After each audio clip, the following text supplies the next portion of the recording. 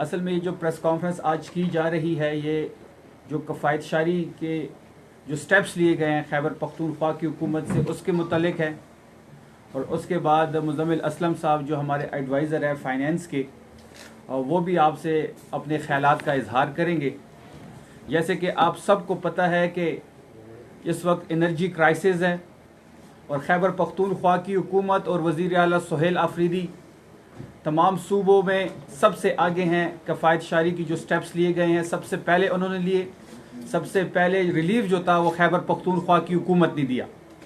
सबसे पहले हम रमज़ान पैकेज की बात करेंगे, जिस पे काफ़ी सारे लोग जो हमारी अपोजिशन है वो सियासत कर रही है, और हमेशा से उनका ये रोल रहा है कि जब भी हमने अवाम को रिलीफ दी, अवाम को रिलीफ की बात आई, उन्होंने हर इशू पे सियासत की।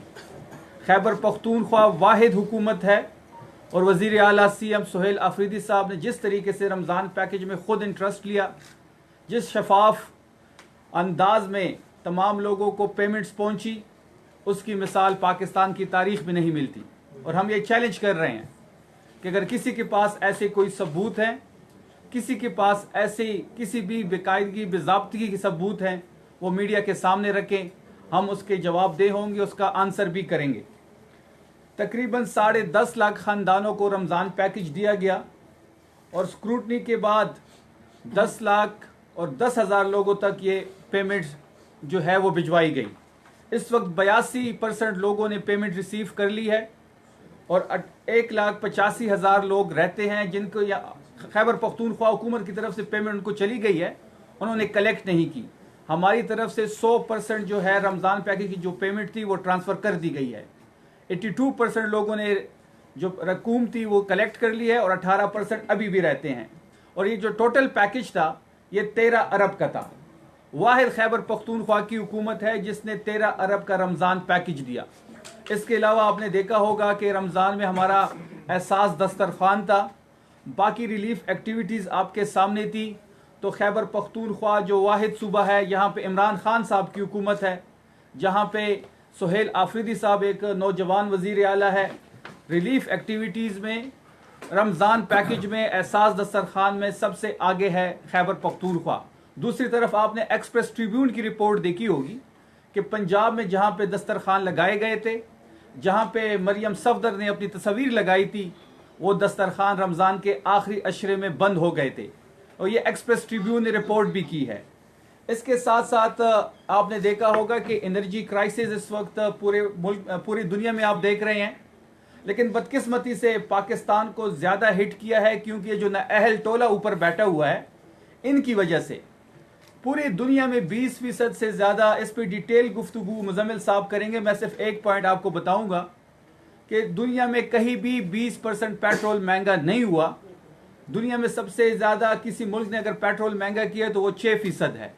वाहिद पाकिस्तान है जिसने 20% का इजाफा किया पेट्रोल की प्राइसेस में। जब वो 20% इजाफा हुआ तो मुज़म्मिल साहब ने, CM खैबर पख्तूनख्वा सुहेल आफरीदी साहब ने और मैंने प्रेस कॉन्फ्रेंस की, और वहाँ पे हमने जो रिलीफ पैकेज दिया अपनी आवाम को, और हमें खुशी की बात है, हमें बड़ी खुशी भी है और ये हमारे लिए फ़ख्र भी है कि जो स्टेप्स खैबर पख्तूनख्वा हुकूमत ने उठाए, अब वो स्टेप्स फेडरल हुकूमत उठा रही है, और मुज़म्मिल साहब से वो बारहा राब्ता भी कर रहे हैं। सबसे पहले हमने मोटरसाइकिल सवारों को 1100 रुपये एक महीना और 1100 रुपये दूसरा महीना पैकेज दिया, क्योंकि ये जो 55 रुपये का इजाफा हुआ था, ये हमने एक मोटरसाइकिल सवार 20 लीटर पेट्रोल इस्तेमाल करता है महीने में, तो इसके हिसाब से 1100 रुपये महीना बनता है। तो 2 महीने 2200 रुपये ये पैकेज उनके लिए ऐलान किया गया, क्योंकि ये जो इजाफा था इससे सबसे ज़्यादा जो हिट होता है वो मोटरसाइकिल सवार होता है, निचला तबका होता है। तो इसके लिए 3.5 अरब का पैकेज दिया गया। और ये जैसे रमज़ान पैकेज में पेमेंट उन तक पहुंची है डिजिटल वॉलेट के ज़रिए, इसी तरह ये पैसे भी इजी पैसा और बाकी जैज़ कैश के थ्रू ही उनको पहुंचेंगी। 16 लाख रजिस्टर बाइक्स हैं यहाँ पे, 16 लाख लोगों को ये पैसे पहुंचेंगे। 7.5 लाख लोग जो है वो डिजिटली रजिस्टर है, उसके लिए तो बड़ी आसानी है, जैसे कि रमज़ान पैकेज में उनको पेमेंट्स गई है उसी तरह चली जाएगी। और बाकी जो तकरीबन कोई 8.5 लाख लोग जो मैनुअली रजिस्टर थे या पुराने रजिस्टर थे, उनका डेटा कलेक्ट किया जा रहा है, जल्दी उनको भी पेमेंट्स पहुंच जाएंगी। उसके साथ साथ आपने देखा होगा कि जो BRT है जो कि डीजल पे चलती है, डीजल हाइब्रिड बसेस है, यहाँ पे उसका किराया नहीं बढ़ाया गया और अब हम फ्लीट में 140 नई बसेस शामिल कर रहे हैं, जिसमें 50 बसेस की LC खोल चुकी है। उस 50 बसेस में 5 पिंक बसेस होंगी, क्योंकि हमारा ये मानना है कि जो हमारी बहनें हैं वो इज्जत से सफ़र कर सके। जो पिंक बसेस है इसमें सिर्फ हमारी बहनें सफ़र करेंगी। अभी जो BRT की बसेस है इसमें भी एक पोर्शन उनके लिए एलोकेटेड है, लेकिन वो छोटा पड़ जाता है। तो जो पिंक बसेस इंशाल्लाह 5 इसमें और 5 जब बाकी LC खुलेगी 5 बसेस मजीद हम ऐड करेंगे, जो 10 पिंक बसेस होंगी। इसका जो किराया होगा वो BRT के जो आम बस है उससे भी कम होगा। इसके साथ साथ आगे गंदम की कटाई है, किसान भी थ्रेशर इस्तेमाल करेगा, उसमें डीजल इस्तेमाल होता है। वहाँ भी जो 55 रुपये इजाफा किया गया है वो बोझ भी खैबर पख्तूनख्वा की हुकूमत उठाएगी। इसलिए हम जो किसान हैं उनका डाटा कटक कर रहे हैं और इसी तरीके से ये जो बोझ है ये किसान तक मुंतकिल नहीं होगी, ये खैबर पख्तूनख्वा की हुकूमत उठाएगी। इसके साथ साथ अगर आप देख लें जो बाइक सवारों का हमने पैकेज लेके आए हैं जो आम निचले तबके से बोझ उठाने के लिए, तो हमें उम्मीद थी कि पंजाब भी इस किस्म का कोई पैकेज लेके आएगी, क्योंकि वहाँ भी सब्दी माँ आपने देखा होगा कि एक टाइटल दिया गया था वज़ीर आला मरियम सफदर को। हम ये समझ रहे थे कि सब्दी माँ बनेगी और बाइक सवारों के सर पे हाथ रखेगी, लेकिन वहाँ पे सुतेली माँ का इस वक्त सलूक हो रहा है।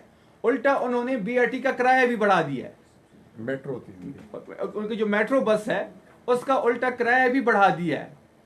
तो ये इस किस्म के जो पंजाब में जिस किस्म के स्टेप्स लिए जा रहे हैं, ये सिर्फ हुकूमत जो है वो टिकटॉक पे नहीं चलती, हुकूमत परफॉर्मेंस पे चलती है। तो आप सर्विस उठा लें, इंटरनेशनल ट्रांसपेरेंसी का सर्वे हो या फिर गुरबत का सर्वे हो, खैबर पख्तूनख्वा की गवर्नेंस इन सब से आगे है।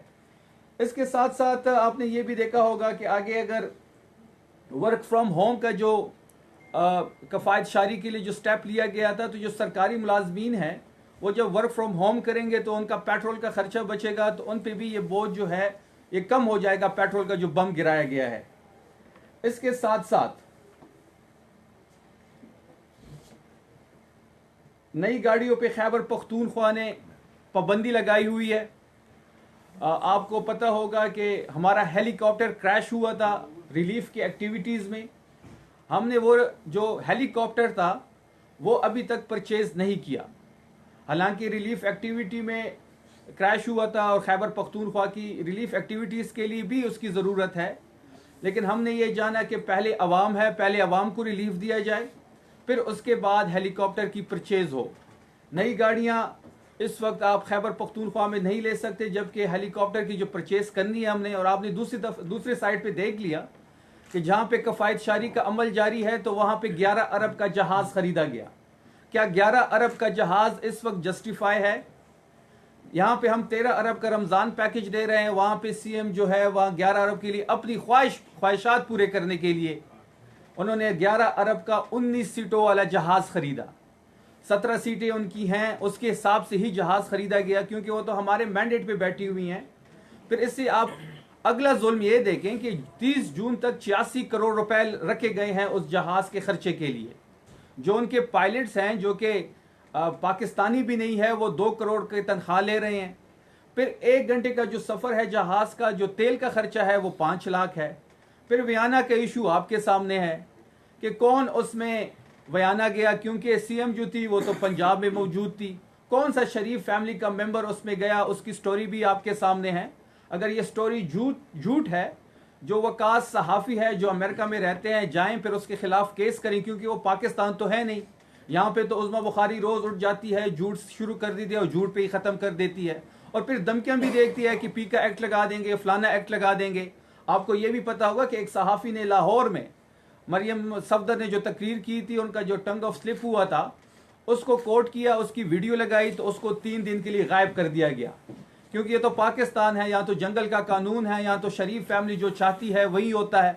अगर ये खबर झूठ है कि उसमें शरीफ फैमिली का मेंबर कोई नहीं गया, तो फिर जाएं वो सहाफ़ी जिसने न्यूज़ ब्रेक की और कल उसने वीलॉग दोबारा किया है, उस पर जाके केस करे, चाहे दूध का दूध और पानी का पानी हो।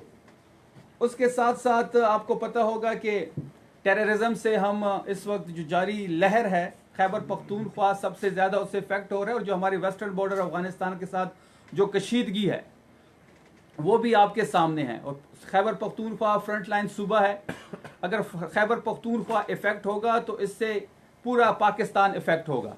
खैबर पख्तूनख्वा इस वक्त शील्ड के तौर पे सामने खड़ा है, और हम टेररिज्म के लिए आपने देखा होगा कि हमने स्पेशल ब्रांच के लिए भी और CTD के लिए भी 31 अरब का पैकेज दिया, जिसकी डिटेल मुजम्मिल असलम आपके सामने रखेंगे। वाहिद ये सूबा है कि हर एक सेक्टर के लिए हर एक रिलीफ पैकेज हो, सूबे की तरक्की हो, सूबे में जारी दहशतगर्दी से लड़ने के लिए जो भी ज़रूरी इकदाम है वो उठा रही है।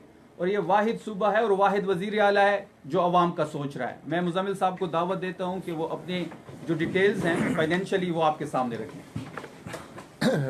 जी बिस्मिल्लाह रहमान रहीम।